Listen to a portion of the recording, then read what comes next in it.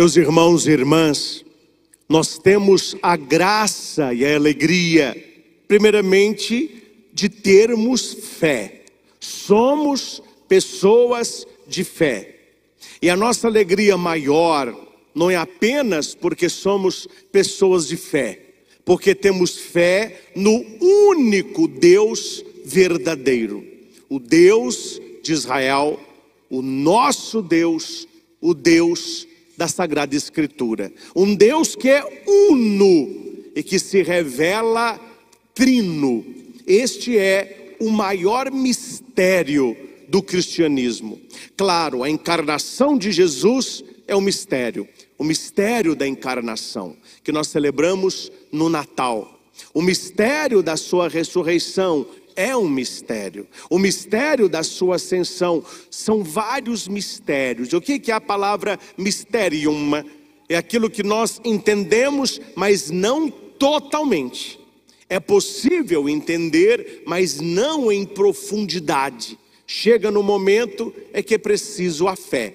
A fé, ela vai além do entendimento, além do conhecimento, além da razão. Quando não se entende mais, se adora. Quando não se entende mais, se prostra. O que nós vimos no Evangelho, os discípulos se prostraram na presença de Jesus. Moisés, quando vê a sarça ardente, ele tem uma curiosidade, ele quer entender aquilo. Tira a tua sandália, porque a terra que tu pisas é uma terra santa.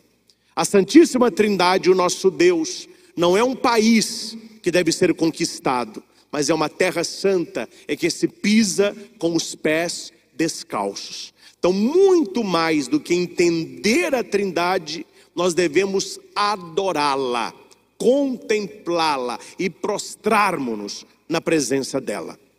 Santo Agostinho vai dizer que aquele que fala muito da Trindade não sabe o que está dizendo, porque é um mistério tão grande, tão excelso, que escapa à nossa percepção. Mas a Bíblia nos aponta caminhos para fundar a nossa fé. Caminhos que podem ser aí a razão da nossa fé trinitária. Não a compreendemos totalmente, mas precisamos dar razão à nossa fé. Eu quero começar a nossa reflexão indo ao Catecismo da Igreja e citando para você o parágrafo 234. São dois livros que não pode faltar na casa e na vida de um cristão católico: a Bíblia e o Catecismo da Igreja. São as duas fontes que alimentam a nossa fé. Todo o catecismo da igreja, ele está embebido da Sagrada Escritura. É como se pegasse um livro e o embebesse num óleo, embebesse num líquido. Aqui é a Sagrada Escritura. Porém, o catecismo difere da Bíblia, porque no catecismo nós temos a doutrina de forma sistematizada. Nós temos a doutrina de forma que ele divide em categorias, em seções, em parágrafos, para ficar mais fácil a assimilação da nossa fé. E o que o catecismo diz a respeito da Trindade, no parágrafo 234? O mistério da Santíssima Trindade é o mistério central da fé e da vida cristã. Não há um outro mistério maior para o cristão que o mistério da Santíssima Trindade. Para que sejamos cristãos, para que sejamos católicos, é preciso reconhecer o mistério trinitário na sua essência. Deus que é Pai, Deus que é Filho, Deus que é Espírito. Um só Deus em três pessoas. Quando se nega a Trindade na sua inteireza ou em parte, a pessoa ela deixa de ser cristã. Ela deixa de ser cristã. É por isso, e eu não vou entrar nesse mérito agora, quem quiser procure outras fontes, que não é o tema da minha fala, mas preciso citar que tem muito católico com cabeça espírita. É por isso que a igreja não considera e não é cristãos o espírita. Porque o espírita nega a Santíssima Trindade. Jesus Cristo não é Deus para o espírita. Quem é Jesus Cristo?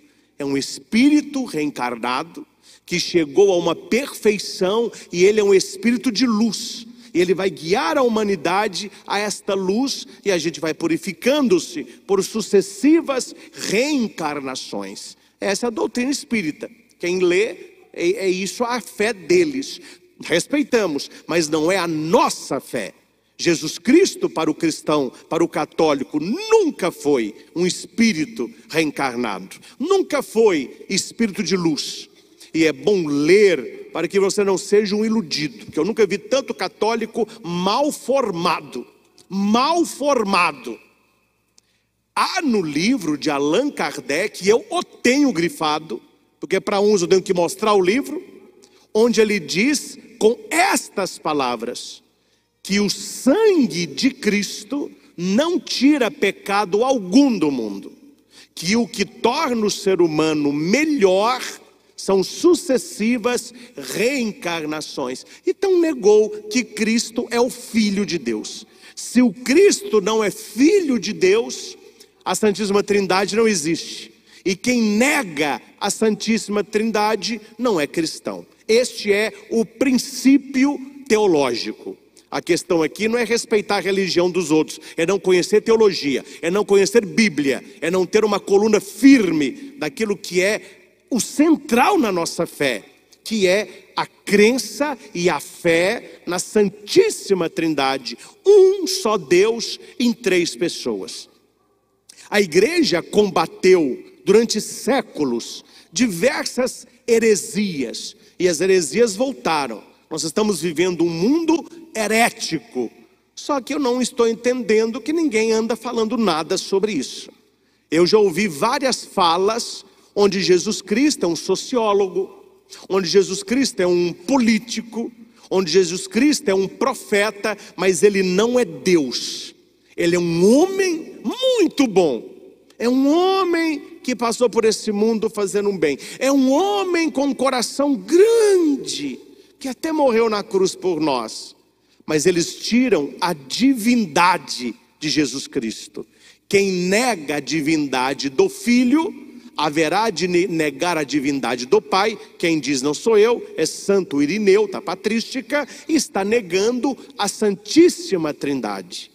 Quantas vezes eu já escutei pessoas até dentro da igreja falando que o Espírito é uma força, é uma energia cósmica, é o 220 de Deus. O pessoal prega isso rindo, e o povo aplaude, dá pirueta, cai no chão.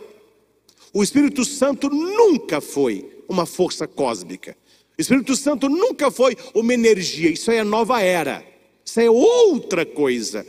É outra coisa. O Espírito Santo é Deus, com o Pai e o Filho. É a terceira pessoa da Santíssima Trindade.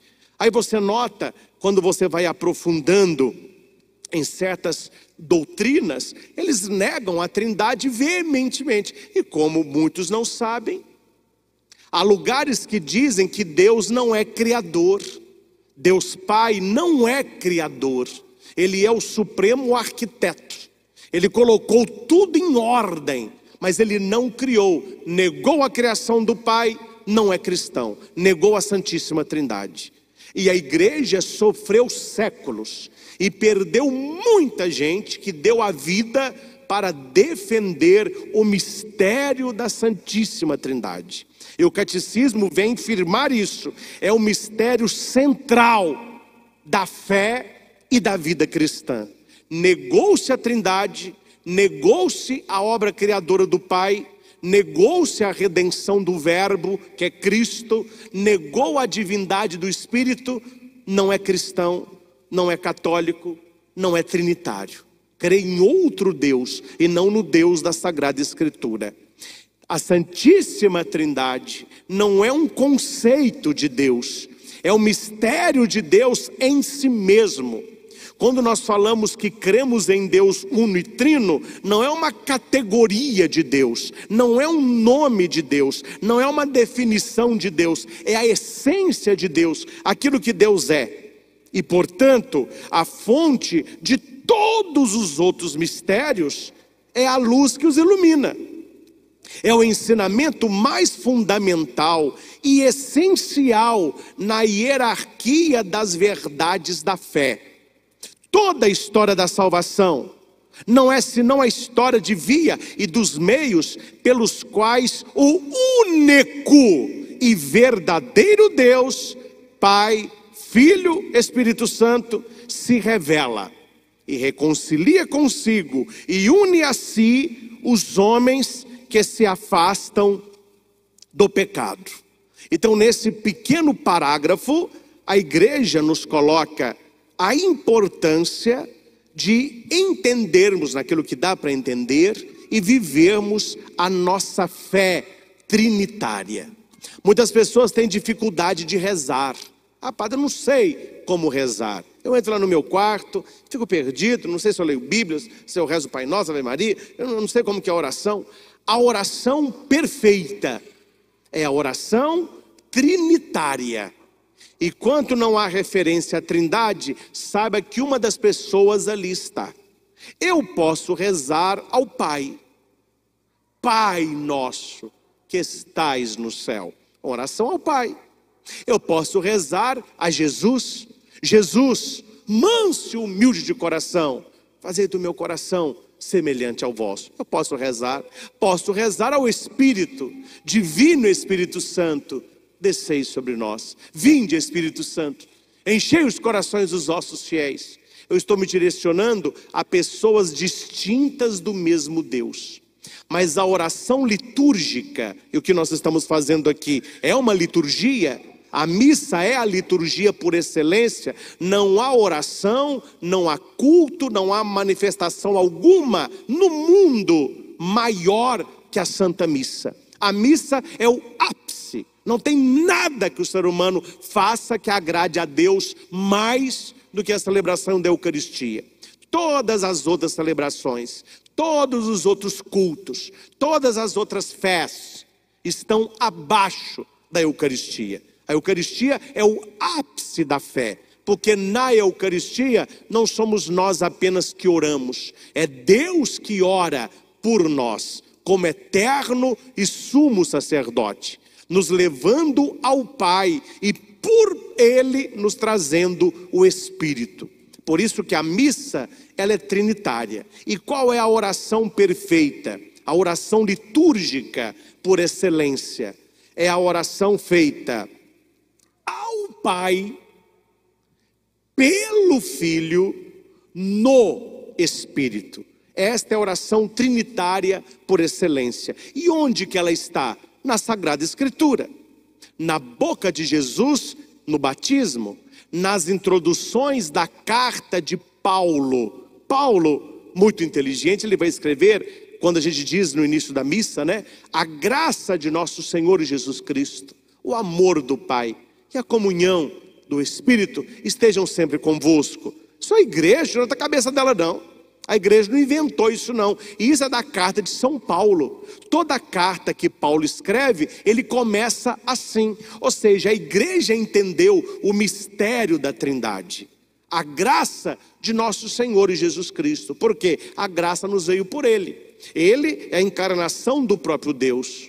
O amor do Pai. Por que o amor do Pai? Porque Deus amou tanto o mundo que enviou o seu Filho.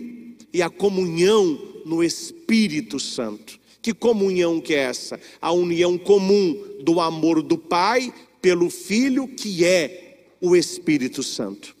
É como se eu dissesse assim: o Pai, isso quem fala é Santo Agostinho, o Pai é o amante, o Filho é o amado e o Espírito é o amor. Uma mesma realidade em três facetas. Então toda a missa, ela é trinitária. E a oração perfeita, ela é feita sempre a Deus Pai. Jesus disse: tudo que pedirdes ao Pai em meu nome, Ele vos dará. Tem gente que não sabe rezar até hoje. Então a nossa oração perfeita é dirigida a Deus Pai. Claro, como eu expliquei, pode ser a Jesus, pode ser ao Espírito, naquilo que é ação própria e não naquilo que é ação apropriada.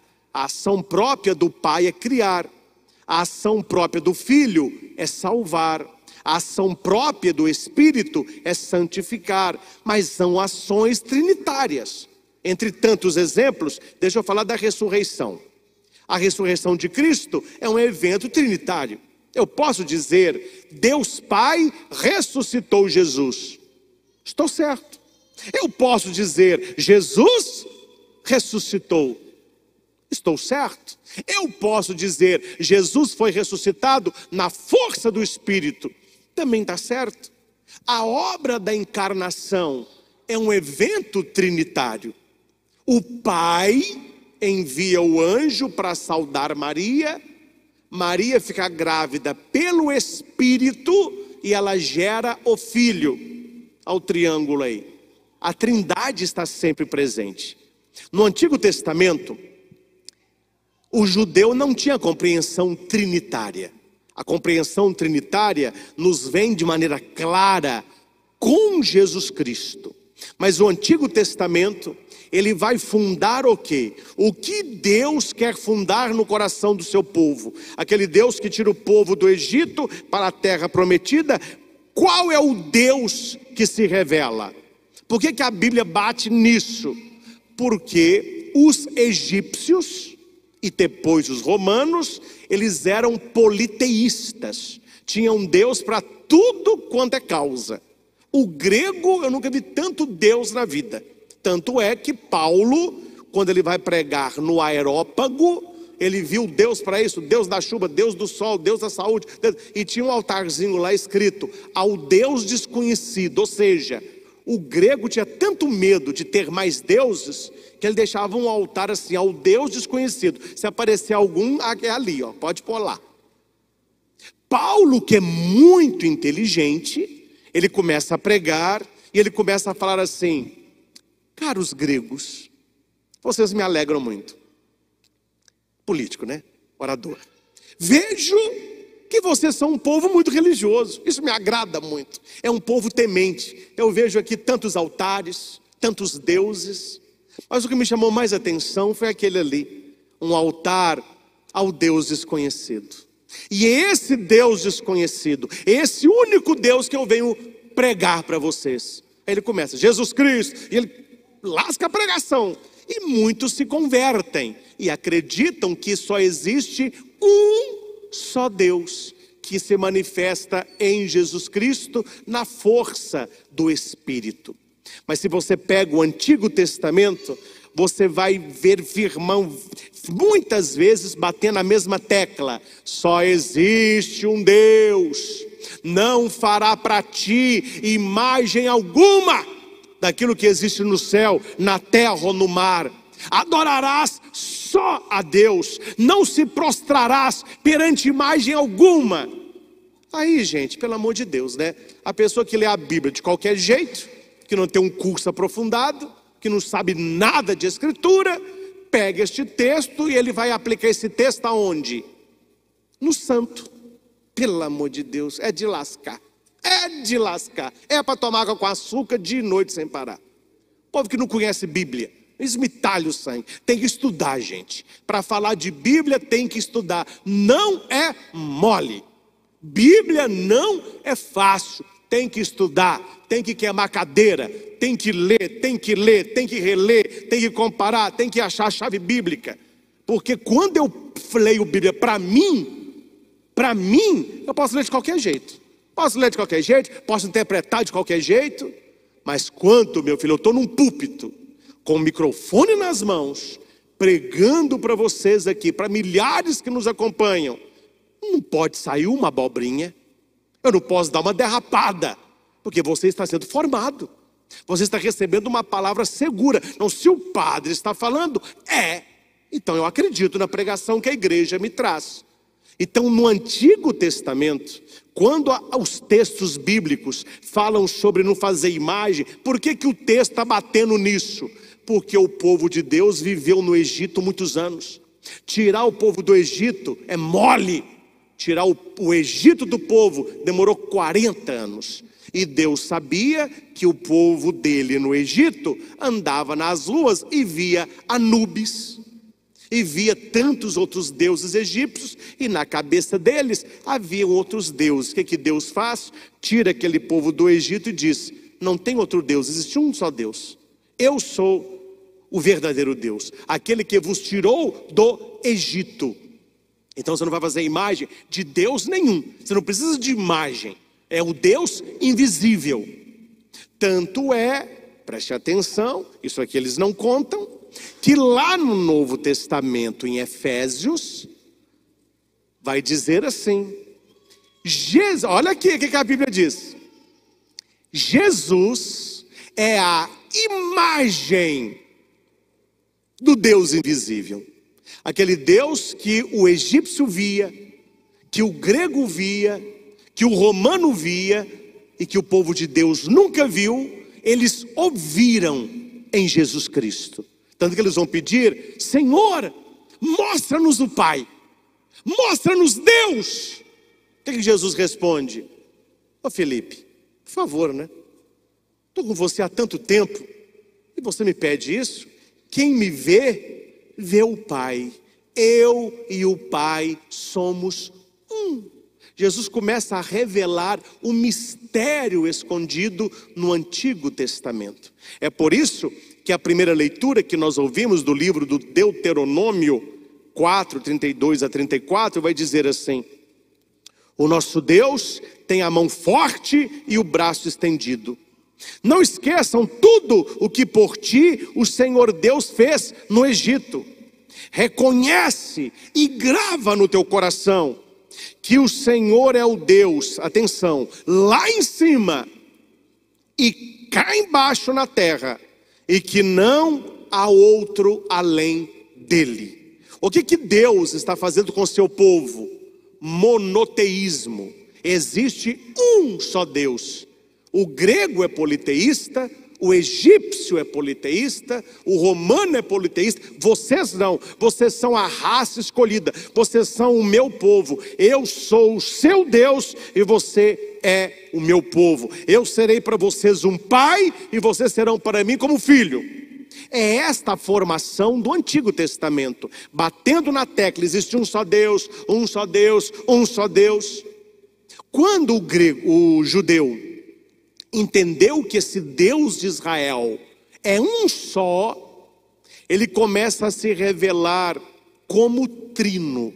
A primeira manifestação que nós temos da Trindade na Bíblia, a primeira, é na criação do homem. Bonito isso, isso é lindo. Quando Deus vai criar o mundo, leia lá em Gênesis 1 e 2, ele vai falando: Fiat lux, faça-se a luz, separe a terra da água, árvores, animais, arbustos, o sol de dia, lua à noite. Ele vai falando, é isso, aquilo, aquilo, aquilo, aquilo. Isso é uma linguagem teológica, não é uma linguagem científica. Estamos na Bíblia, teologia. E Deus vai dizendo, ele vai criando o mundo pelo poder da sua palavra. Agora eu te pergunto, palavra é um evento altamente trinitário. Para existir palavra, é preciso existir aquele que diz. Diz o quê? A palavra. E ninguém consegue dizer se não houver ar. Tanto é uma pessoa que corre muito, que faz muito exercício, e ela fica sem ar, ela fica assim. Ela não consegue falar, porque ela não tem ar. Então preste atenção. Quem é o que fala? Deus Pai. Qual é a palavra falada? Jesus Cristo. E qual é o sopro? O Espírito. É por isso que você entende com essa linguagem o prólogo de São João. Quando você vai ler o Evangelho de João, tem aquele prólogo, ele começa com logos do teu, a palavra de Deus em grego. No princípio era a palavra estava com Deus. Então a palavra é uma coisa, Deus é outra. E a palavra era Deus. Quem é a palavra? Jesus. É por isso que quando se lê a primeira e a segunda leitura, quando o padre lê o Evangelho, e se alguém lê diferente disso, a pessoa está errada. Não se tem plural. Não se tem plural. Primeira leitura, a leitura do livro do Deuteronômio. Palavras do Senhor. Que palavras do Senhor, minha filha? Que palavras do Senhor? Termina o Evangelho. Palavras da salvação. Que palavras da salvação? É palavra do Senhor. Palavra da salvação. Por quê? É Jesus a palavra. É Jesus a palavra. E como que Jesus é palavra? Pelo Pai, no poder do Espírito. Por isso que quando Deus, Ele vai criando o mundo pelo poder da palavra. E você vai ler nos hinos cristológicos do Novo Testamento, que é pela palavra de Cristo que subsiste o universo. O que sustenta o universo é a palavra cristológica, que é Jesus. Quando Deus vai criar o homem, Deus não fala assim, faça o homem, faça mulher. Não, façamos o homem a nossa imagem e semelhança. E Deus então vai moldando o homem, que é Adão. Uma linguagem teológica profunda, porque Deus tem dois braços para trabalhar. Enquanto Ele cria o mundo pela palavra, Ele vai falando, pá, pá, pá, pá. Quando Ele vai criar o homem, façamos, ou seja, Ele precisa de duas mãos para moldar o homem. E quais são as duas mãos do Pai? O Filho e o Espírito. Numa linguagem profunda de espiritualidade, nós temos na nossa vida as digitais de Deus. É isso que a Bíblia quer passar. Um oleiro, quando faz uma peça, quando faz algo de barro, ele deixa ali as digitais dele. É uma peça única, quando é feita na moldagem, não é como indústria não, quando ele molda. Se aquele artesão moldou aquela peça, aquilo é obra da mão dele, as digitais dele estão ali. Quando Deus vai moldando o homem, e eu e você fomos moldados pelo Pai, eu tenho na minha vida as digitais de Deus. Eu sou obra das mãos de Deus. E quando Deus faz Adão, ele fica um boneco lá. Aí Deus olhou, era um boneco inanimado. O que é que Deus faz? Ele sopra. Aí o boneco cria vida. Aí a Bíblia diz, ele se tornou um ser vivente. Ou seja, Deus pôs dentro de Adão o que estava dentro dele, ou seja, o Espírito. Isso vai ser esclarecido aonde? Onde chega a plenitude disso? Em Jesus Cristo, quando Ele promete o Paráclito. E Paulo vai dizer, nós somos templo do Espírito. E Paulo volta ao Gênesis usando a questão do barro, usando a questão do vasinho.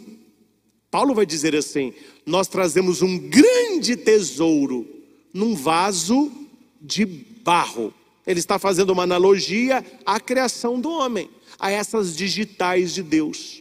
O salmo que nós cantamos tem o verso 6 e 9, diz assim: a palavra do Senhor criou os céus, e o sopro dos seus lábios as estrelas. A trindade aí. A palavra, quem é a palavra? Jesus. A palavra do Senhor, quem é o Senhor? O Pai. Criou pelo sopro dos seus lábios. Que sopro? O ruá, o vento de Deus. Onde que está isso na Escritura? No diálogo de Jesus com Nicodemos de madrugada. Jesus diz para Nicodemos, olha Nicodemos, necessário vos é nascer de novo. Ele vai dizer, mas olha a minha idade, Jesus, como que eu vou entrar no útero da minha mãe e nascer de novo? Não estou falando disso não, estou falando do nascer do alto, nascer do Espírito. O vento sopra onde quer, todo mundo ouve o seu ruído, mas ninguém o vê, ninguém sabe de onde vem, ninguém sabe para onde vai. Assim, Nicodemos, é todo aquele que nascer do Espírito. Então Jesus já começa a mostrar que há a terceira pessoa da Trindade, o Espírito Santo. Então note que é uma evolução. O Antigo Testamento monoteísta, um só Deus, não faça imagem de outros deuses, porque é um só Deus, não seja idólatra. O que é idólatra? Fazer imagem de deuses. Na cabeça de alguns protestantes, não de todos, só dos que não estudam, na cabeça de alguns protestantes, para nós católicos, aquela imagem de Frei Galvão é um Deus na cabeça deles. Na cabeça deles, aquele Jesus ali, que é uma imagem, que se quebrar e cair eu ponho outra, é Deus. Aquela imagem de Nossa Senhora é uma imagem de uma deusa. Eles não entendem na cabeça deles, que é desse tamanho, que nós somos monoteístas e que nós cremos apenas em Deus Pai, Filho e Espírito Santo. E que as imagens cristãs são como retratos dos heróis da fé. Maria, os santos e o crucifixo. Mas que não são deuses. É porque eles pegam este texto da saída do Egito e o interpretam no Antigo Testamento, jogam esse texto para o Novo Testamento, para o tempo da igreja, e fala que não pode ter imagem. Tá bom, se é para levar a Bíblia de qualquer jeito, eu também sei levar a Bíblia de qualquer jeito. Então não pode ver televisão, né, filho? Porque aquilo ali é uma imagem. Então tira a televisão. Evangelho não pode ver televisão, porque aquilo é uma imagem.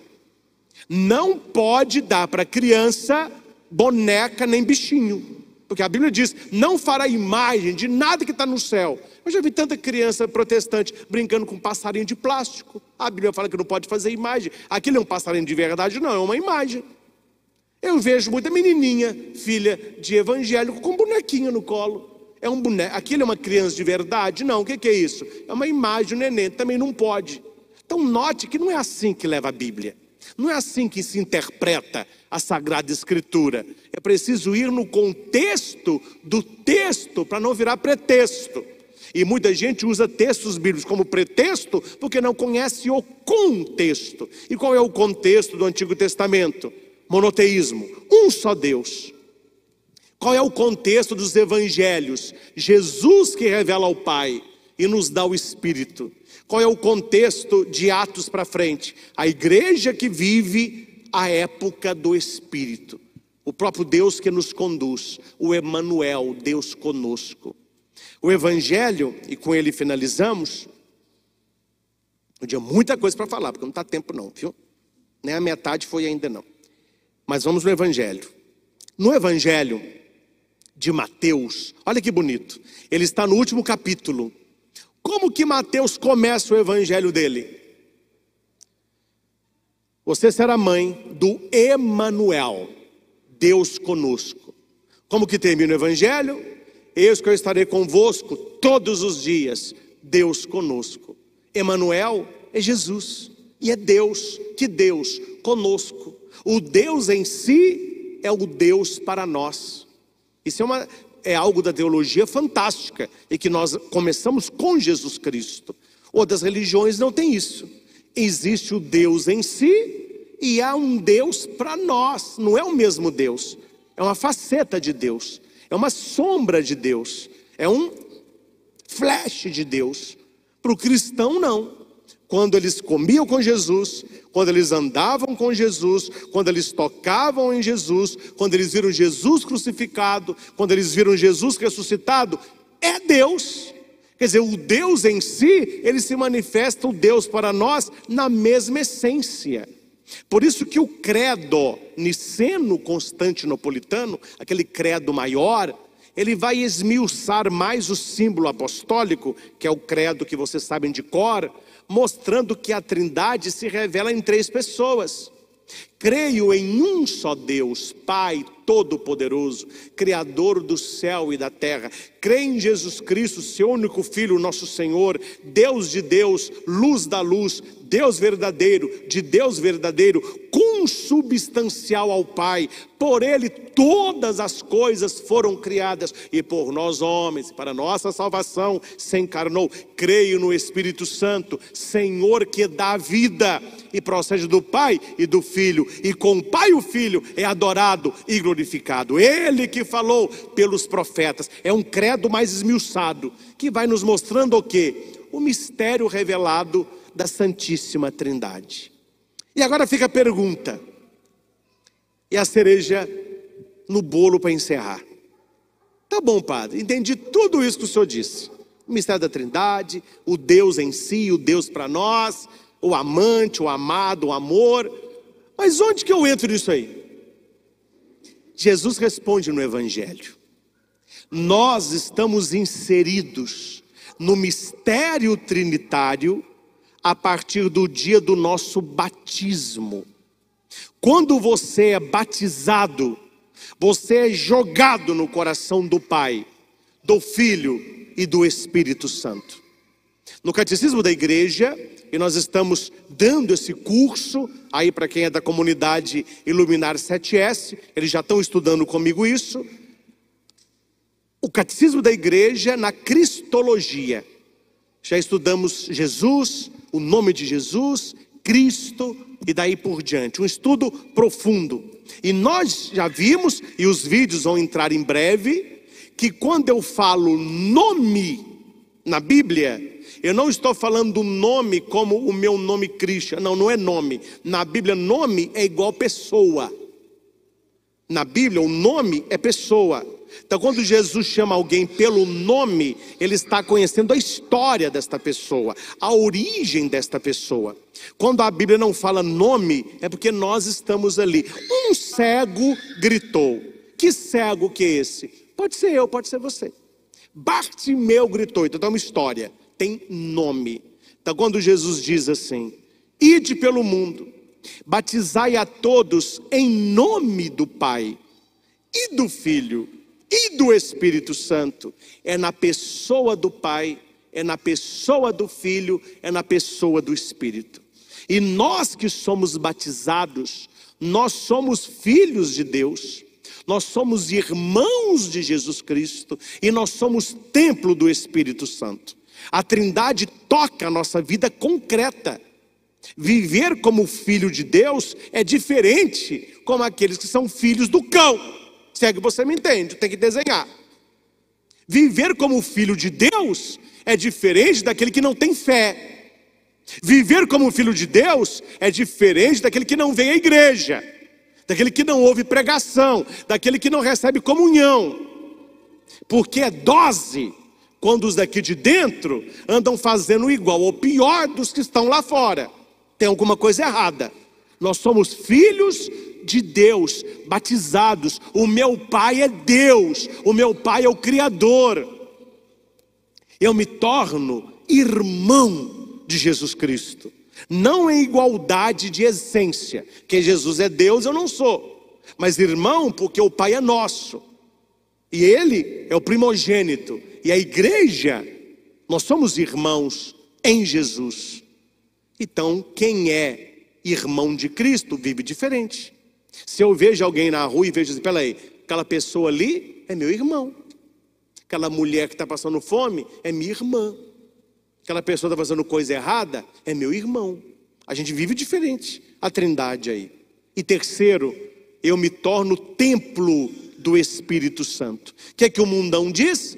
O que é bonito é para se mostrar, não é assim? Quanto menos roupa, melhor. O cristão tem o que é na cabeça? Tudo que é belo é para consagrar. O meu corpo não é um pedaço de carne erótico. O meu corpo é templo do Espírito Santo. Olhando para a Trindade, eu sou filho, eu sou irmão e eu sou templo. Filho do Pai, irmão do Filho e templo do Espírito. É aí que a vida do ser humano muda. Quando a gente assume o nosso batismo.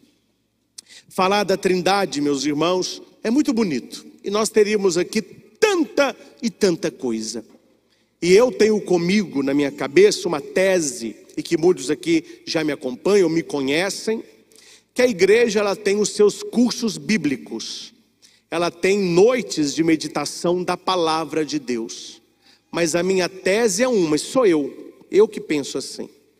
Quando eu vou, agora não, na pandemia não tem, mas quando eu ia em cursos bíblicos da palestra, curso de teologia paroquial, eu sempre via as figurinhas carimbadas.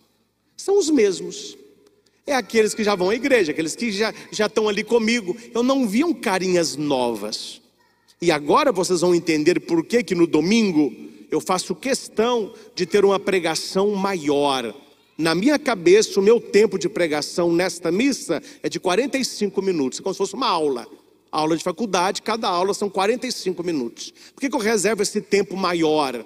Porque eu tenho certeza, isso aí ninguém me tira da cabeça, que muita gente, eu só pesco e só vão escutar essa minha palavra na missa, seja aqui ou seja em casa. Porque se marcar um curso bíblico, as pessoas não virão. Se marcar um estudo do catecismo, virão aqueles que eu sei que vêm. Mas a grande massa católica, ela não terá acesso a essa palavra que a igreja tem, se não for pela missa. Então a missa, aqui no Frei Galvão, na parte da manhã, ela é catequética, ela é doutrinária e ela é homilética. Eu não faço apenas a homilia tradicional, mas eu vou estudando com você Bíblia, eu vou passando para você doutrina, eu vou citando o santo, vou fazendo chave bíblica para despertar no coração o desejo de saber mais. Eu não sei você, quando eu começo a entender uma coisa, eu quero saber mais. Quando eu começo a vislumbrar o que eu nunca tinha escutado, eu quero aprofundar.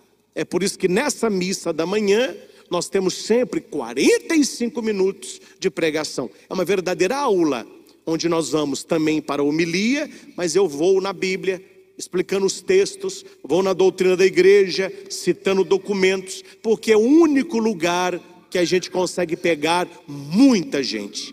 Todos que estão aqui e milhares que nos acompanham pelos meios de comunicação. E como, graças a Deus, tem feito bem a muitos. Como que as pessoas têm entendido o ser católico.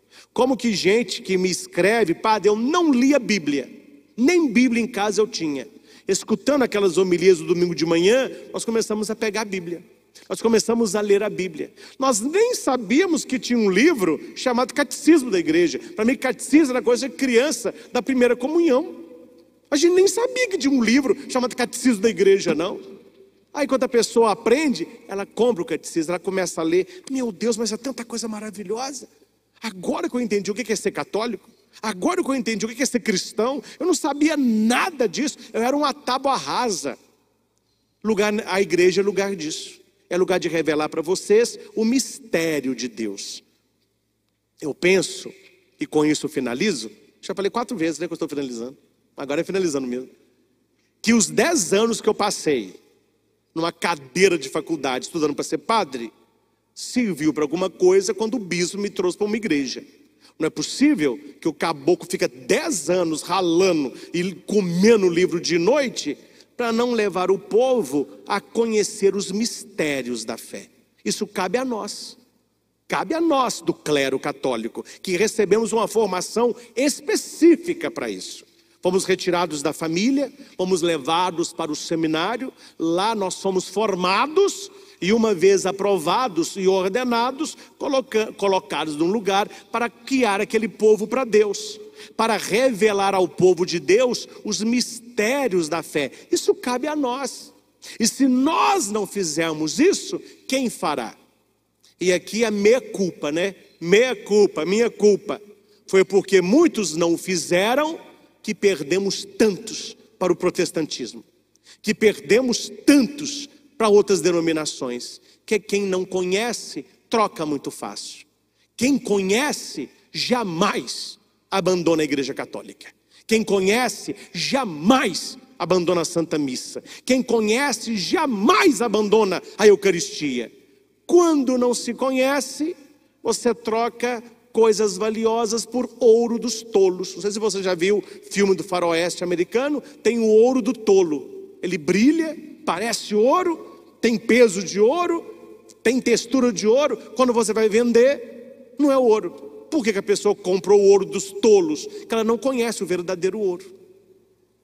E aqui nós temos, graças a Deus, dado para você todo domingo de manhã as pérolas da igreja, o conhecimento da igreja, a doutrina católica, para que você seja de fato alguém que entende, sabe por que você vem aqui, por que você celebra a missa. E você possa olhar para Jesus entendendo o amor dele, o sacrifício dele, a doação dele, e viver com ele, por ele e nele, para a honra e glória do Pai, na força e na unção do Espírito Santo. A Santíssima Trindade, que é Pai, Filho e Espírito Santo, toda honra, toda glória e todo louvor.